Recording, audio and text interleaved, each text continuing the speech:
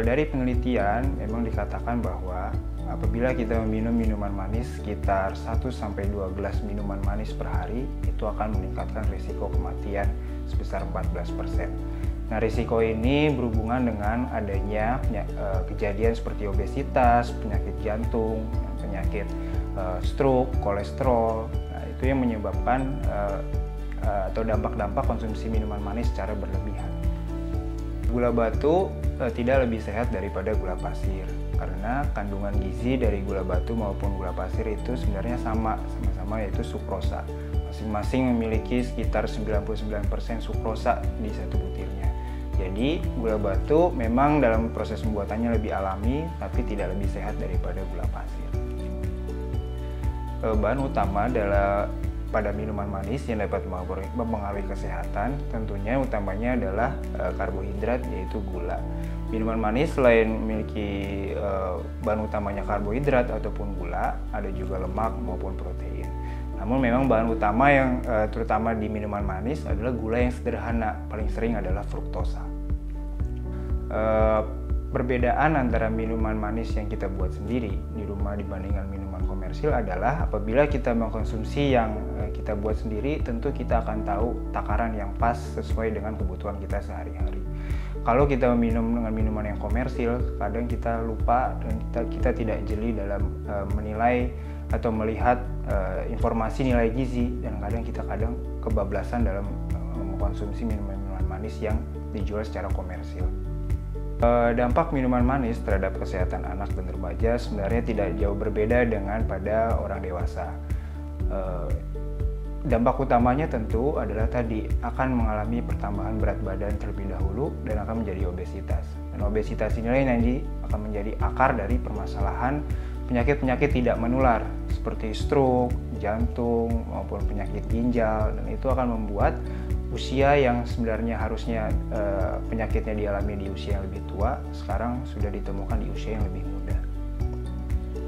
Dampak minuman manis terhadap kesehatan tulang ternyata secara diteliti, walaupun penelitiannya masih kontroversial, gula itu akan menyebabkan penurunan kepadatan daripada tulang itu sendiri, atau sering kita sebut dengan osteoporosis atau pengeroposan tulang.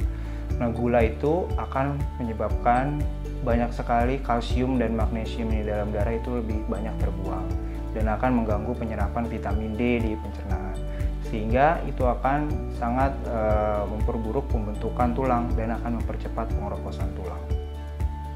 Untuk minuman manis yang komponen utamanya adalah gula, nah itu akan mengganggu keseimbangan bakteri-bakteri baik yang ada di pencernaan. Bakteri tertentu akan tumbuh lebih banyak dibandingkan bakteri yang lain, sehingga yang fungsinya adalah merupakan sistem imun tubuh, bakteri baik tersebut itu akan justru menurunkan sistem kekebalan, sehingga orang yang sering mengonsumsi minuman manis yang berlebihan itu akan gampang terkena infeksi pencernaan seperti diare, atau bahkan untuk jangka panjangnya akan dapat memicu sel-sel kanker di pencernaan. Ya, konsumsi minuman manis, khususnya minuman manis yang sering dijual bebas, itu tadi sudah dijelaskan bahwa komponen utamanya adalah fruktosa. Nah, fruktosa itu adalah gula yang sangat sederhana, yang gampang sekali dicerna. Dan fruktosa sendiri tidak memiliki efek pada peningkatan hormon kenyang, sehingga saat kita meminum minuman manis tersebut, kita tidak akan merasa kenyang atau merasa cukup. Nah, itu akan berdampak pada peningkatan gula darah yang sangat signifikan. Berdasarkan peraturan Kementerian Kesehatan, perharinya kita bisa mengkonsumsi gula maksimal 4 sendok makan atau 50 gram sehari. Kalau berdasarkan jurnal di Asosiasi Jantung Amerika, bahkan hanya 36 gram. Tapi di Indonesia kita bisa ditoleransi sebanyak 50 gram atau 4 sendok makan. Cara mengkonsumsi manis yang tepat untuk kesehatan adalah tentu kita harus sebagai masyarakat di zaman modern ini harus lebih bijak dalam memilih apa yang kita makan.